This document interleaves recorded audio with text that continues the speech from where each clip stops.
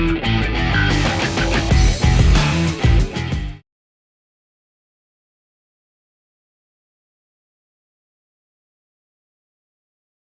it away. Thank you. So, good morning. My name is JJ, aka KATFYR, and I'm a songwriter, producer, and DJ from Lisbon, Portugal.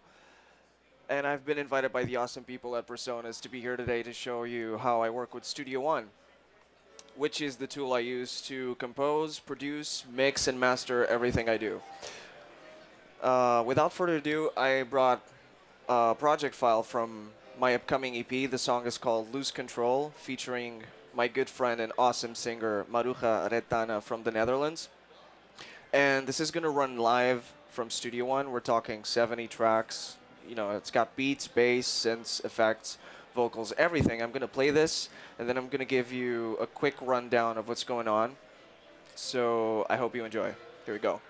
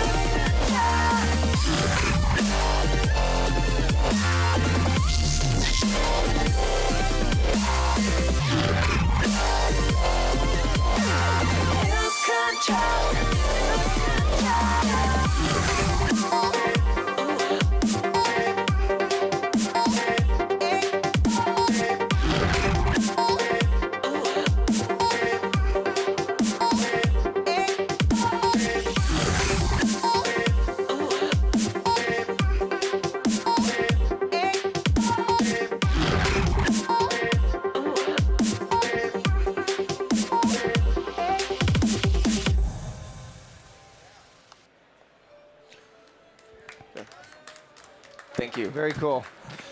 Okay, so everything you guys heard was being played live. As you can see, there's like 70 tracks going on here. Most of them are rendered because it's something I do. I like to render the synths that I create because it enables me to edit them as audio clips rather than MIDI. And Studio One makes it really easy to do that, and also in a non-destructive way, which I'll show you later. So I'm just going to give you a quick rundown. I was going to say something too. Yeah. He has rendered a lot of the tracks, but there's a lot of synths still playing on this session. Oh, yeah, yeah. So if we can open up the side thing. There, look at all this. Yeah, so these are all running on this laptop. This is just, I want to point out how efficient Studio One is in terms of that it's the least likely to choke your computer. He's got a giant session open and he's got a ton of things going on. I've had as many as 15 different songs open at the same time on a laptop in Studio One. And it's cross-platform, it's Mac and PC.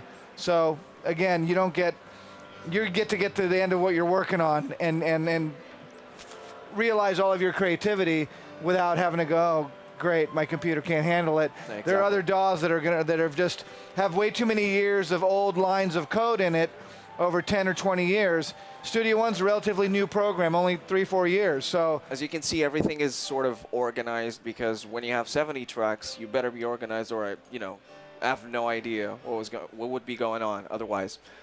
So we got these folder tracks, which basically work in terms of organizing my project, but also in terms of routing, and I'll show you that in a little bit. But first, we have the beat section, in which you can see there's a kick, there's a snare, there's a kick verse, there's a snare verse, which is basically like a different version of the kick for the verse that's not so intense. The same happens with the snare. There's like layering on the snare, like a white noise. And then there's another version of the white noise. I can show you what happens there really quickly. So got the hats going on. I like to use Sample One for my main drums because it enables me to work with the ADSNR. It has a built-in filter, gain. It has an amp, has an LFO. It enables me to tweak my drum samples really easily, and I can just change the samples at any time by dragging them from the browser right here. And it's built in Studio One. So when we're talking about like hats and loops, I like to just drag and drop them directly on the sequencer, which is what's happening right here. I'll just show you these hats, for instance. They're running directly from the sequencer. I'm not sure if I'm using a chorus for like a stereo widening effect. And I'm mostly using plugins that come built in with Studio One. I can show you right here. Got like Open Air, which is an awesome reverb. Comes with Studio One as well.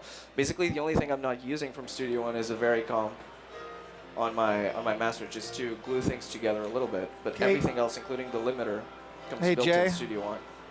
Hey, Justin, let me on. Can we hear the solo, the drum section here? You got definitely. a lot of stuff going on. Awesome. Definitely.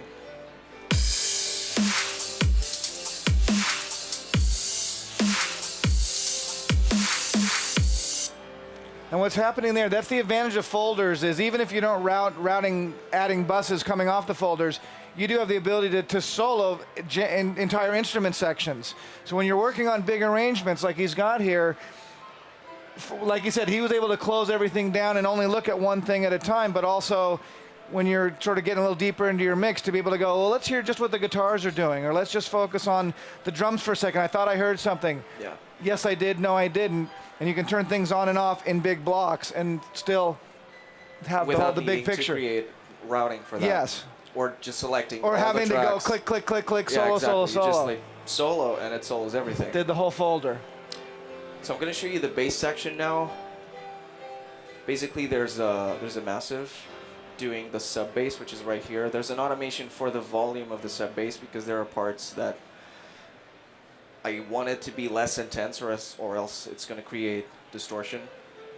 Then there are a lot of one-shots that I created in different projects because I usually don't create my bass sounds in the same project as the song. I create a different project like parallel to it, and I just throw, you know, multiple layers of effects on a synth, and then I print it and I drag it into the main project, because that keeps the CPU usage low, keeps everything organized.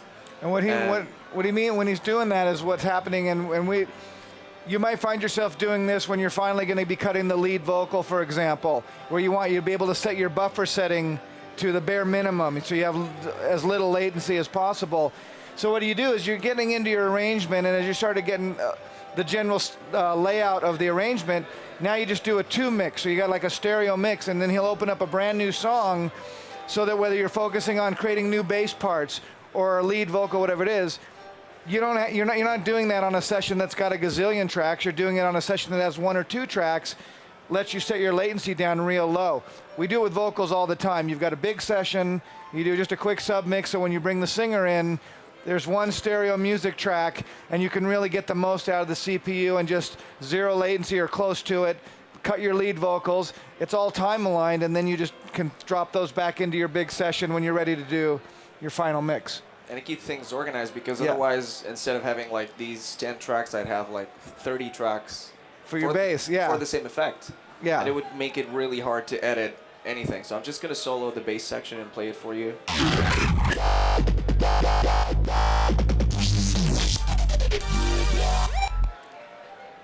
Yeah, you can imagine if that was like preset changes to get those just not happening, then the automation would be a nightmare, and this way you can just checkerboard it out. Yeah. So I'm going to show you the synth section now, which is pretty much the same as the bass section, but with synths. Some of them I haven't rendered, and most of them are massive. I can show you this, for instance. This is the main lead section.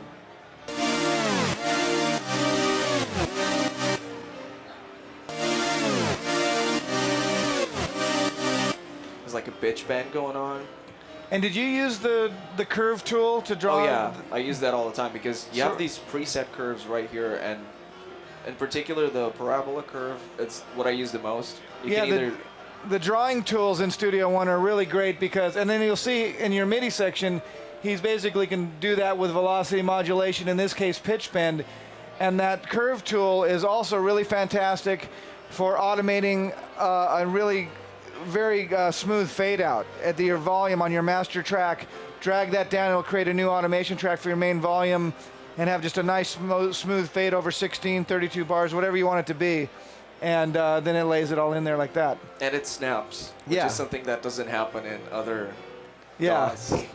And I really like that, because instead of having to look for 0 and sort of like go all over the place, I can just like drag it there. And that's up at the top. You see the little icon where it says snap right below where the word NAMM is. The very, very top of the screen, and that's so you can turn that on and off. You can also temporarily disengage the snap by holding down the shift key. So when you're peeling something back on a waveform or something, if the snap is already set, holding the shift key will let you even eliminate the snap and go exactly where you want. I'm just gonna play the synth section for a bit, just solo it.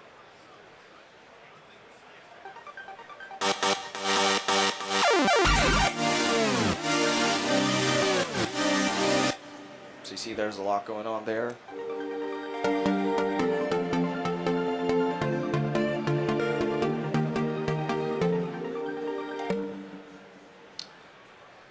So now on to the effects. This is where I put everything that is sort of a filler.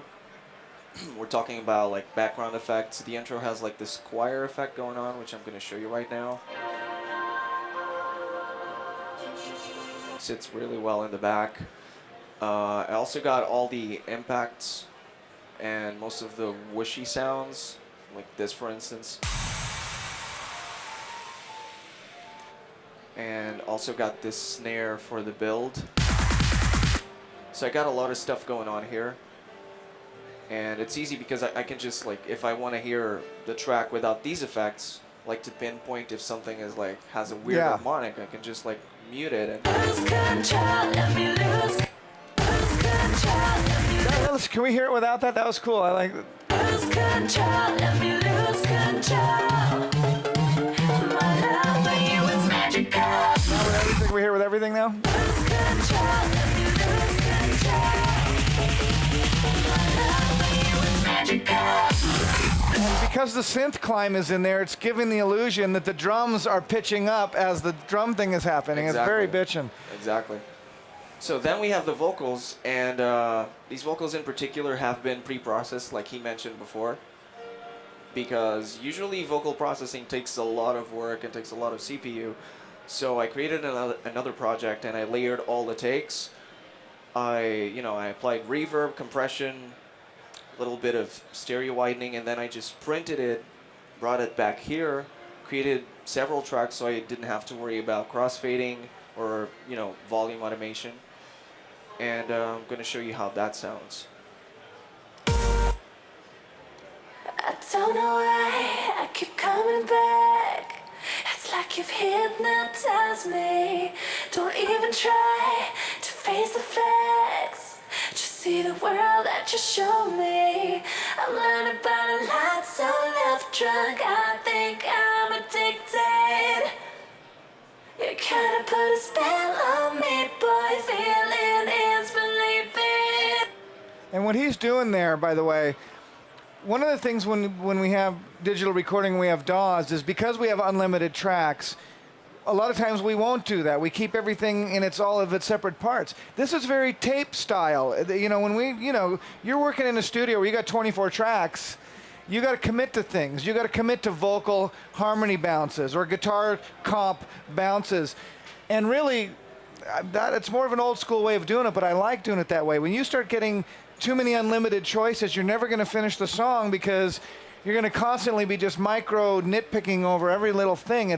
If that's the vocal sound you want, and then that's how you want it to sound in the record, print it, make it a file, and now you won't. Just the air molecules in your studio that change from day to day, it's going to sound different. And if you don't commit to it, the next time you listen to it, you're going to drive yourself crazy. Oh, wait, what was this? And then you just start over editing it. If it sounds the way you like it and you're happy, man, lock it down, put that aside, and move on to the next thing. Definitely. So that's pretty much the rundown of this project. Okay, so do you want to do the project thing, and then we'll do the build a track thing, or do you want to? Definitely. Okay, so let's take a look at the project page. And here is, okay, so we got this stereo mix. So yeah, go back to the song. Let's go ahead and save. Let's make like a change to one of the mix settings. There we go. We'll save that. So one of the things that's very unique to Studio One is the project page, which we're about to go to here. What's unique about the project page is this is your mastering section. This is, WaveLab or WaveBurner or Toast or any of the other DAWs that is usually a separate application. But here it all exists within Studio One. The value of this is the section where if you're working on an album, you could organize your 8 or 10 or 12 or 15 tracks that are on the record. You can apply individual effects. You can rearrange the order of these things.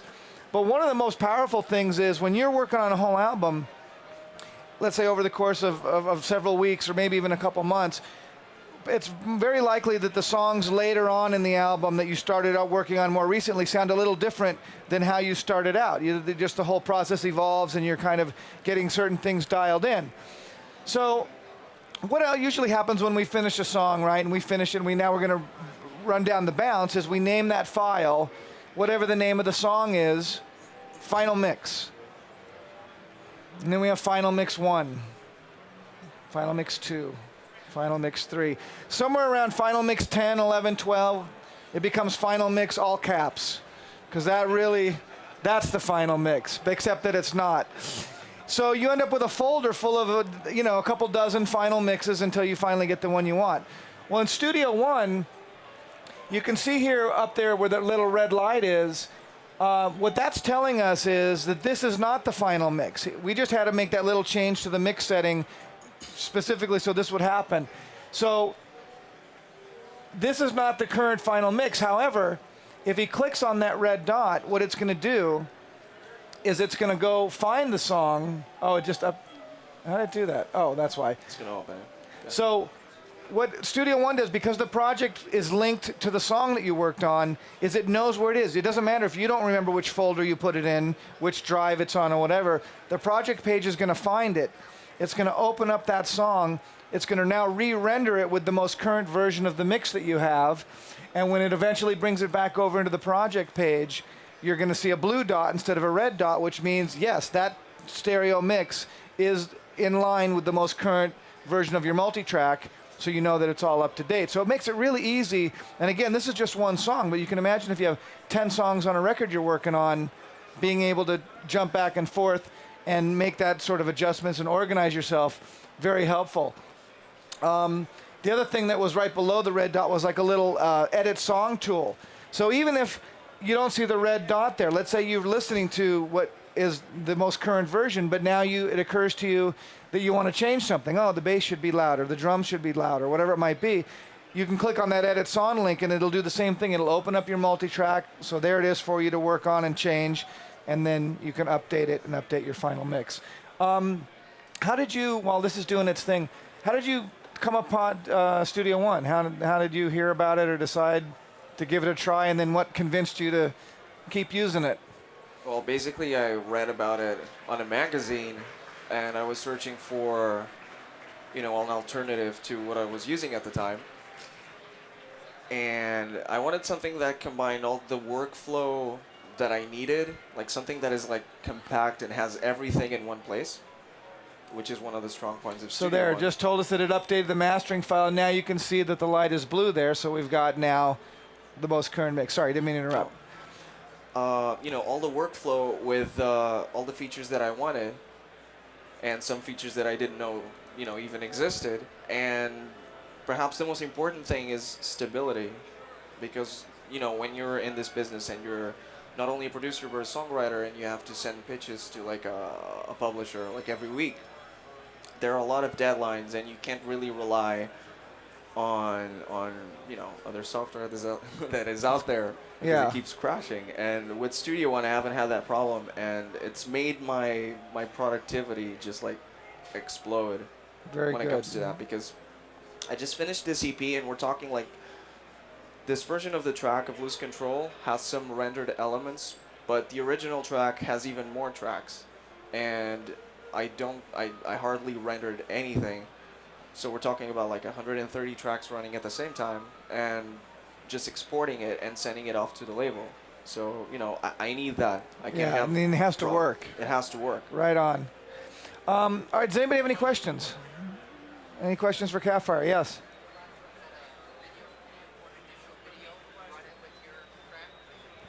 If I can import video into Studio One. If yeah, you've definitely. got Studio One Pro, you can bring in a QuickTime and then do stuff to picture inside Studio One.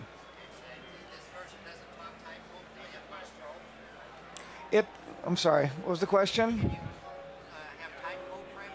Can you have time code parameters? The version as it stands right now, is that you bring in the QuickTime movie, and it's starting at the beginning, and so you're dealing from wherever the movie starts. There's not really any additional you can't change the timeline or change the time code.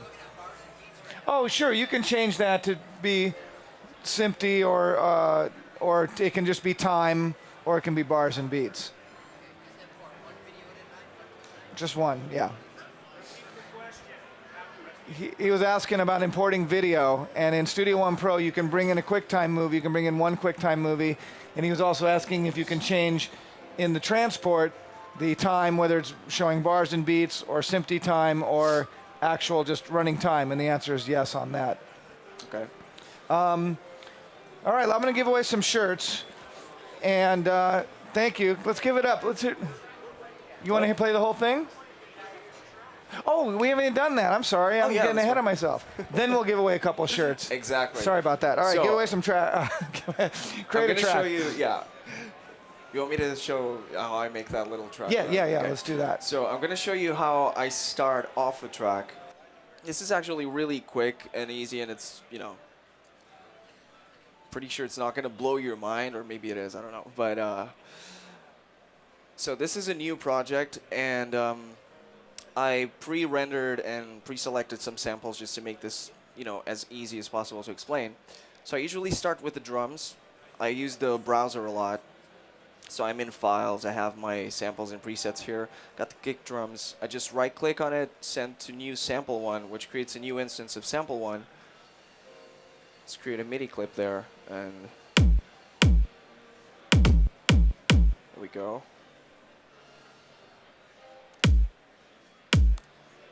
Okay, so I know I'm gonna do the same thing with the snare. New sample one. Can actually copy this and offset it. Change that there. Can duplicate this. It's a couple of bars. Okay, this is enough. So we got our kick, we got our snare. As I said before, when it's down to hats or loops or something, I just drag them onto the sequencer. So I'm gonna drag this hat here. It's gonna do a pretty simple rhythm. Duplicate it. To select the whole thing to duplicate. This is way too loud, so let's just lower this a little bit. Open hat there.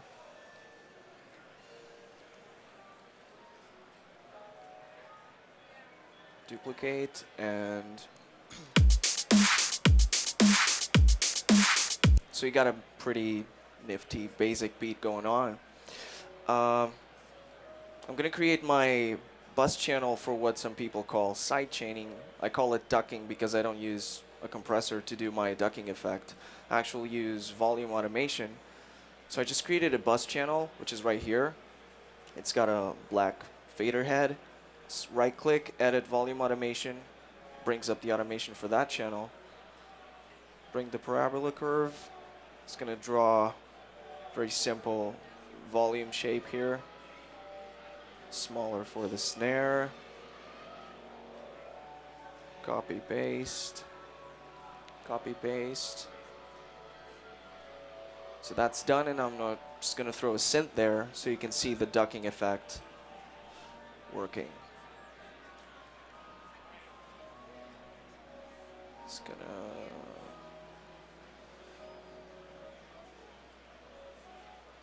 load this batch.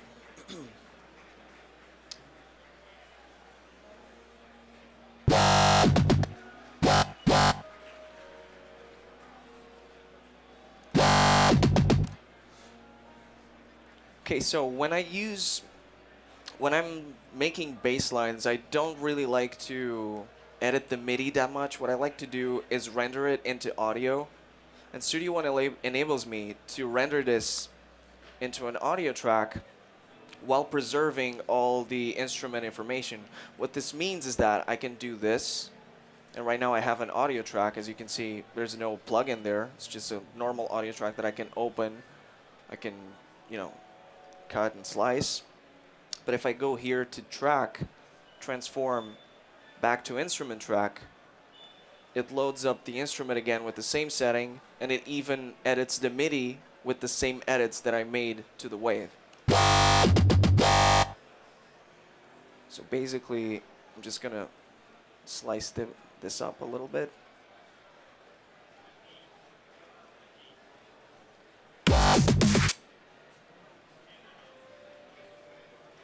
Copy, paste here. Group that, duplicate, and I'm going to send it to the ducking channel. And it should work.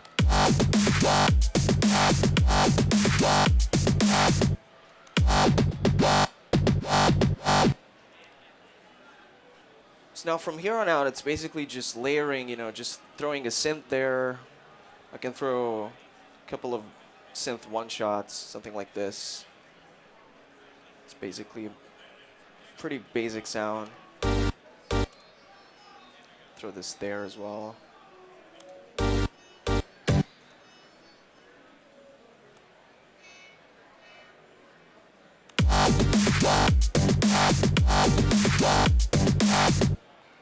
And then basically it's just, you go from here.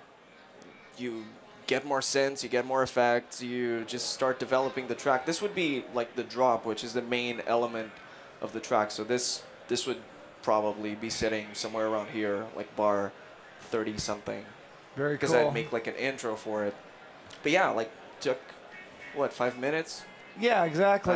Sounds I mean, decent. and you notice the workflow is like he's talking while he's doing it to a room full, to a hall full of people. What's right? What was the question? Pushing some kind of hotkey for the playback on that. Well, you're pushing some sort of hotkey for the playback. He was just hitting the Just the space space. bar. Just the Space bar is the transport. So you can imagine if you can work this fast in front of a couple hundred people during a trade show, imagine when you're just at home able to concentrate on this stuff. You can Yeah. really work fast because, again, he just was bringing in loops, creating sampler sounds and all that stuff.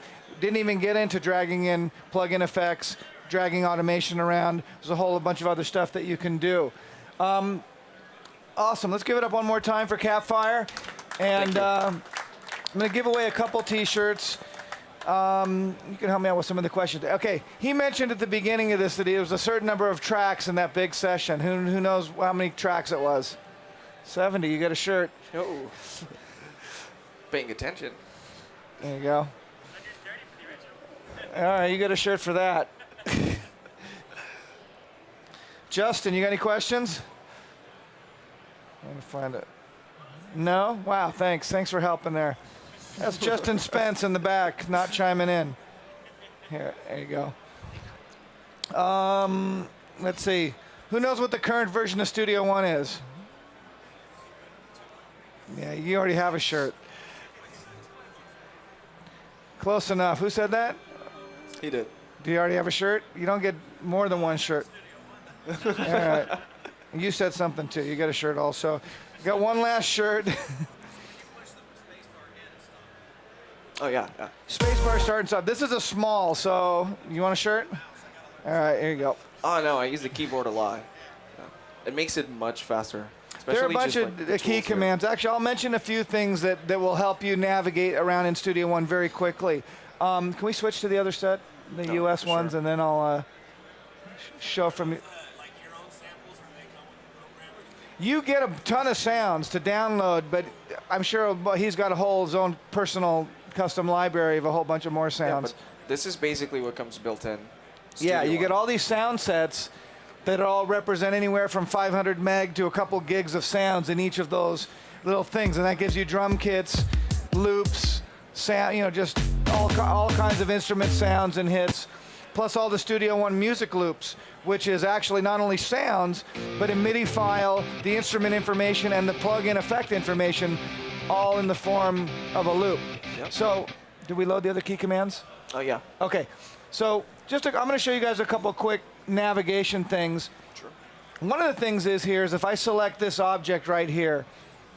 Oh, good, you got that set up too. So one thing that you might want to do is the letter P.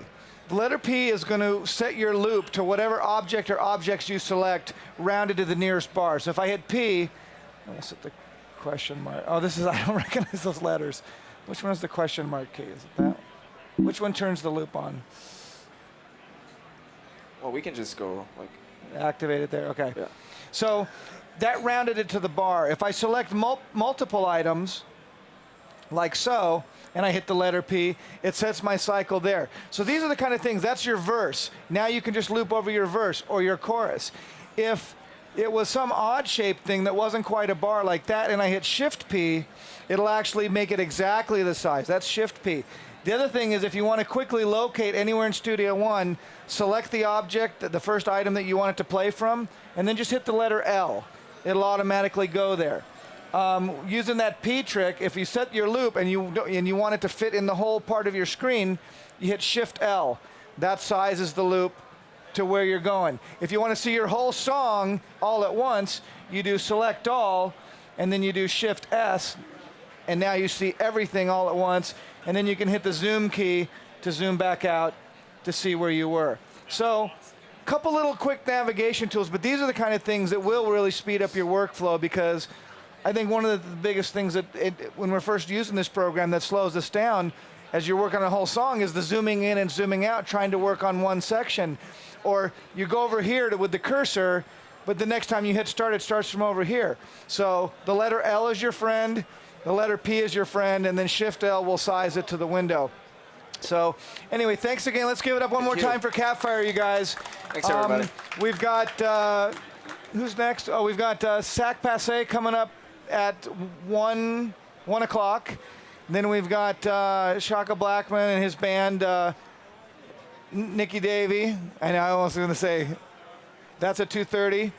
We got Khalik Glover coming at 4 o'clock. That's going to be amazing. You want to learn a lot about mixing, come listen to Khalik. And then we got the Randy and the Presonus All-Stars at 5:30. So thanks, everybody. Enjoy the show. We'll see you at the next one.